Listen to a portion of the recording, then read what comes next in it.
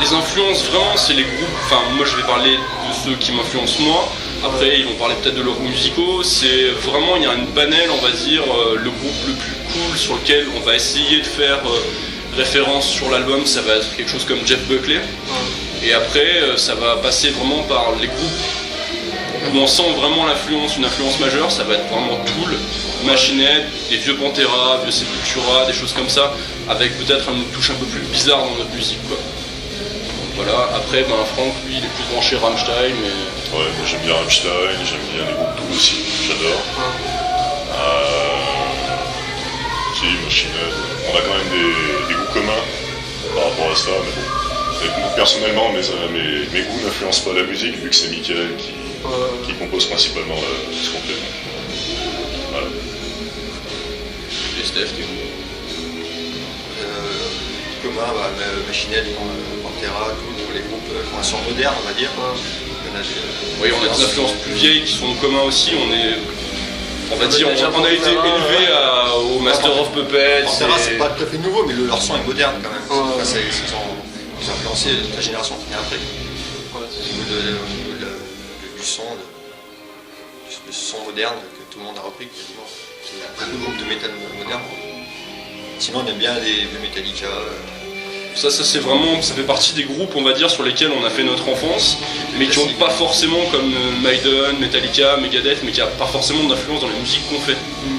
Se voit moins que les influences de Machine Head. On va dire qu'on a appris à jouer en reprenant leurs morceaux, quoi. D'accord. En gros, c'est ça. Alors, quelle est la situation du groupe actuellement? Un album ici présent avec le producteur ingé son qui est Eddie, juste là-bas, Eddie Dorigny, Ika Studio, petite pub au passage. Sinon on aura donc Julien Nicolas, un batteur de session qui est le batteur de Furia, qui a été le batteur de Beyond Delusion, qui va nous faire la session batterie dans une semaine. L'album, la basse et les 2 grades sont déjà bouclés. Donc il nous reste juste les guitares acoustiques et la batterie et les voix à rentrer et l'album sera, je pense, terminé d'ici février, quoi. Donc et on va essayer, si on a bon espoir, de le sortir d'ici cet été. Mais aucune date, on prendra notre temps pour peaufiner. Pour pas prendre de risques. Voilà. C'est notre espoir, ça serait avant cet été. On va faire d'annonces fracassantes. Qui seront pas tenues. C'est pas une grosse loose. Voilà, donc c'est avec un peu de chance peut-être, on garderait notre batteur sous couvert. On va dire qu'il n'ait pas d'autres projets sur Paris. Donc c'est peut-être notre dernier concert sans batteur. On espère. Est-ce que vous avez d'autres dates de concert de prévues? Pour l'instant non, elles sont qu'en projet. Donc tant que c'est pas finalisé, on va annoncer une date si c'est pour que les gens après s'aperçoivent qu'elle va tomber à l'eau. Et enfin, est-ce que vous avez des invités sur votre prochain album de prévu? Non, pas de prévu, ça se fera au dernier moment, je pense plutôt sur les voix, mais sinon instrumentalement il y a très peu de chance. C'est sûr que non.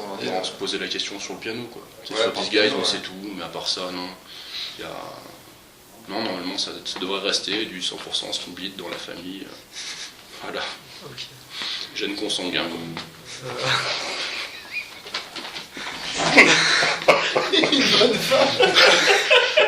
Là, tu m'ouvres une porte, là. C'est le mot de la fin, merci beaucoup. Merci à toi. Merci à toi.